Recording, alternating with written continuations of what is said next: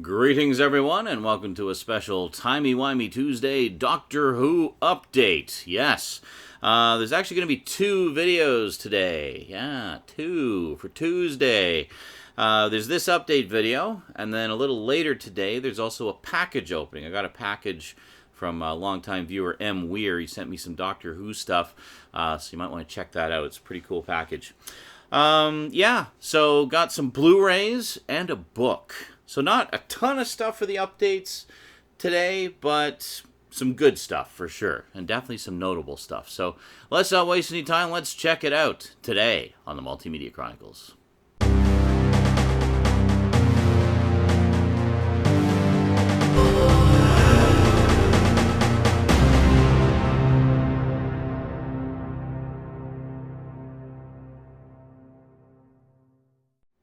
Welcome back. So, yeah, I didn't realize just how far behind I'd fallen in these updates. What originally happened was I bought one thing, and then I had another thing coming in the mail, and the thing that was coming in the mail just took forever to get to me. It was like 2 months of waiting, to the point where I was almost about to complain, wondering where the hell my package was, but then it showed up and everything was fine. And then I just kind of put it off again. And then another thing came out that I bought more recently. And then I realized, hey, I should probably do an update video because I've got like 3 pretty significant things here and I haven't done any videos about them. So this is that video. All right. So the first thing I got, as you know, they've been releasing the classic series on Blu-ray in some pretty loaded and quite frankly beautiful editions. Now, I'll just show you the one I got here first. Now, this is the one I got about 6 months ago. We have the Peter Davison collection, Season 1, also known as Season 19 of the classic series. So it's Season 1 of Peter Davison's run, but Season 19 of the series overall. I don't know why they number them like this here in North America. In the UK releases, they just number them by season number. It's like, so this is just Season 19. Also in the UK, they get these cool digibook packagings, whereas here we basically just get an oversized keep case with a slipcover, and that's it. We do, however, get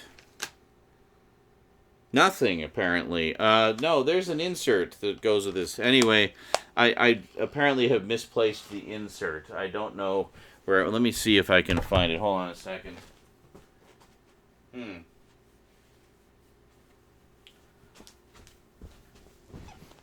Maybe I didn't get an insert with this one. I honestly don't remember. Anyway, I thought there was an insert, but apparently either I misplaced it or there isn't one. Anyway, Peter Davison, Season 1. This is a great set. The cool thing about this is, of course, with the majority of Doctor Who, it was shot on standard definition PAL video. So all of the studio footage was shot on video, and all the location footage was shot on 16mm film. Now, the cool thing about this season is they actually have all of the original negatives for all of the location footage. So all of the film footage, like all the location footage, they were able to remaster and present in full high definition. And then the studio footage is an upscale, but it's an upscale from the original PAL master footage. So it actually looks noticeably better than the NTSC DVDs that we have over here. Because, I mean, it's sourced from the PAL source, so it's higher, slightly higher resolution than NTSC. Also has more stable, more true-to-life color than NTSC. So getting these Blu-rays here in NTSC land is a freaking revelation. Like, we've never seen the show look this good before. It looks absolutely amazing. And then having all the location footage in true high def, again, looks absolutely amazing. It's beautiful. Not to mention, this set is absolutely loaded with extras. It has everything from the previous DVD releases and a ton of new stuff. Including the behind the sofa segments where they got cast and crew from the season sitting down watching the episodes and giving their thoughts on it. They've got like even more uncut studio footage from various stories, in this case from Castrovalva 4 to Doomsday, Earthshock, and Time Flight. So they got like original studio recordings. So you can actually just sit there like a fly on the wall watching them film the show and kind of seeing the whole process of how they put it together. It's really fascinating stuff to me anyway. And I know a lot of you are into the behind the scenes stuff as well. So as much as the DVDs have, these Blu-rays have even more, like literally hours upon hours of additional footage beyond what we already had on the DVD. Well, not just footage, but like featurettes and new stuff, new interviews, and just so much stuff. So, several months passed, and people were wondering, well, what's the next set going to be? And, well, it was announced that while this isn't the one I got, I'm just going to show this for reference. The first set we got was Tom Baker, the complete season 1. So the next set we got after this was Tom Baker, the complete season 7. So this is Tom Baker's final season, and notable in that this season is the one immediately before this. So we actually have 2 consecutive seasons now, which is quite nice.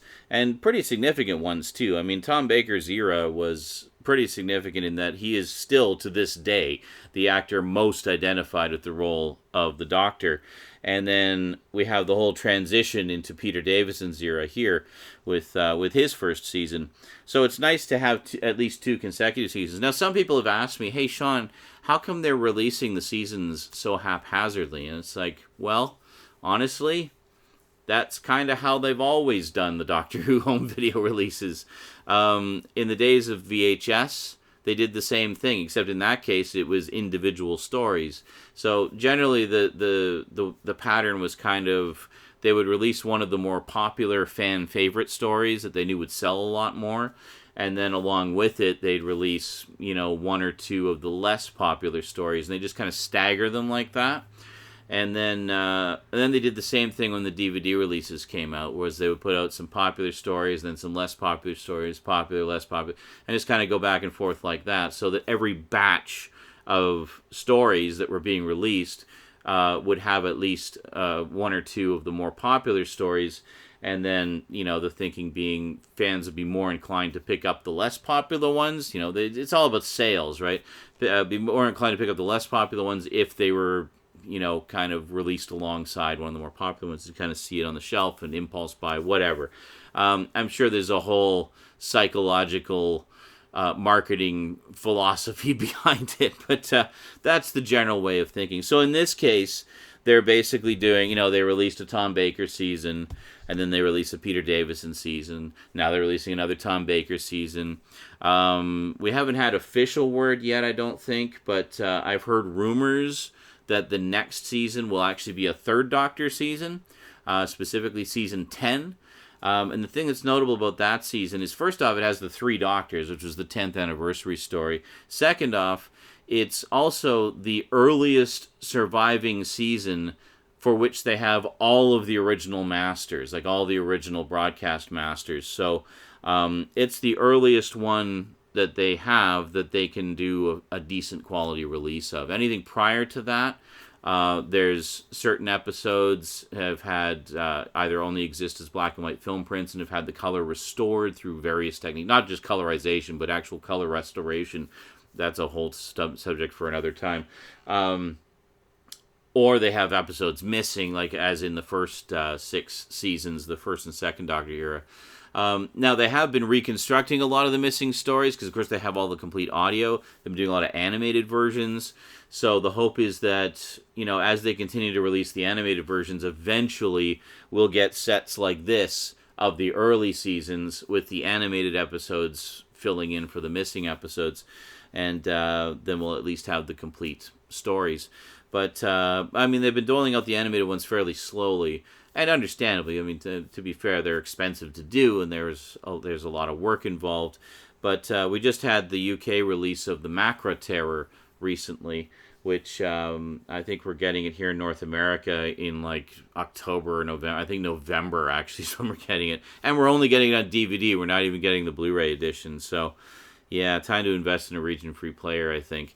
So, Yeah, the same thing happened with Power of the Daleks when they released the animated reconstruction of that. We got a 2-disc DVD set. We got both the color and black and white version, but no Blu-ray in sight. So, yeah. And speaking of Power of the Daleks, I got one of the holy grails of the novelization line, The Power of the Daleks. Yeah. This is one of the ones I'd been looking for a while. I actually had a special alert set up for Amazon to let me know when it dropped below like $30 or something, because this tends to go for collector's prices a lot of time. It's one of the later releases that only got one printing, so there's not a lot out there. It was this one and Evil of the Daleks, which I got a while ago. It's in a previous update. But if you want to see them side by side, I will oblige. We have... there we go. Power of the Daleks and Evil of the Daleks. Yeah, it was for the longest time, I think there was some kind of hang-up with the estate of Terry Nation, so a lot of the early Dalek stories didn't have novelizations. So it was towards the end of the Target range that they novelized all of them, minus the 2 Eric Sayward stories, which are finally getting novelizations, by the way. Eric Sayward finally gave the okay for that. I think he's doing them himself, actually. So we had Resurrection of the Daleks and Revelation of the Daleks were the 2 that were kind of missing from the whole novelization range. And then, of course, we got the recent novelizations of the Douglas Adams stories, namely Shada, City of Death, and The Pirate Planet. So yeah, pretty cool. So anyway, this was towards the end of the Target range. This is actually published by Virgin, as was this one, but as a Target novelization. They even continue the numbering on the spine from the Target novelizations. Even though the cover design is different and such, it's still nice to have these in, able to slot them in. They're also quite robust adaptations. I mean, each one here is like 250 plus pages, so it's pretty nice. So, yeah, I've been continuing to read the novelizations. I do hope to get back to the story-by-story reviews at some point. In the meantime, I'm just really enjoying the books. I just finished reading the 10th story, actually, the Dalek Invasion of Earth. It's been interesting to me going through the novels because I've never read a good chunk of the novelizations, so a lot of them, those versions of the stories are very much new to me. And it's really interesting to see the different writing styles of the different writers across them. Some of them are very straightforward adaptations, just he said, she said, and then this happened, and then that happened. Others go the extra mile and actually turn them into proper novels. Like pretty much anything written by Ian Marter, yes, Harry Sullivan, freaking awesome writer. It is such a crime that he died so young. Because I know that if he had lived, we probably would have had a lot of original stories from him as well, in addition to the novelizations that he did. And, yeah. Anyway, in lieu of not having a lot of pickups, I thought I would ramble a little bit for you, because it's been a while since we talked about Doctor Who. So, yeah, cannot recommend these highly enough. An absolutely worthwhile upgrade. They're beautiful, beautiful sets. Absolutely overflowing with extras, and yeah, get them. You won't be disappointed. And especially if you're in NTSC land like me, this is a huge upgrade in picture quality over what we've had for years. And I mean, I thought the DVDs looked pretty damn good, and to be fair, they do. But there's only so much you can do with the limitations of the video format itself, like the NTSC video format itself. These, I mean, they really go all out. I mean, not only are they beautiful upscales and with the film footage up, remastered, like retransferred and remastered in full high def whenever possible, but they also crank up the bitrate through the roof. Each story has its own disc, even though it's mostly upconverted or upscaled standard definition. They've given each story its own individual disc. So, yeah, they're really going all out to give us the best possible quality that they can. Beyond this, I don't think there's any way the show can look any better than this. So, do yourself a treat. Check out some classic Who on Blu-ray. You won't be disappointed. Alrighty, that is it from me to you for now. So I will see you next time in whatever form that makes. Oh, actually, yeah, there's the package opening later, so see you then. Yeah, so thank you very much for watching. Big thanks to my Patreon sponsors. Be sure to join me on Twitch pretty much any time. I stream pretty much every day, pretty much. So feel free to swing by and say hey anytime you feel so inclined. Chances are I'll be around. And I'll see you next time. Until then, sayonara.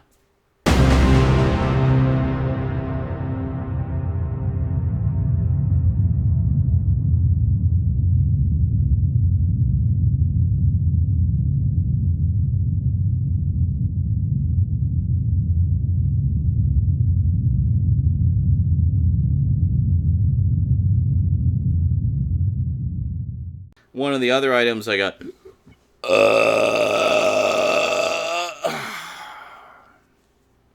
and sayonara.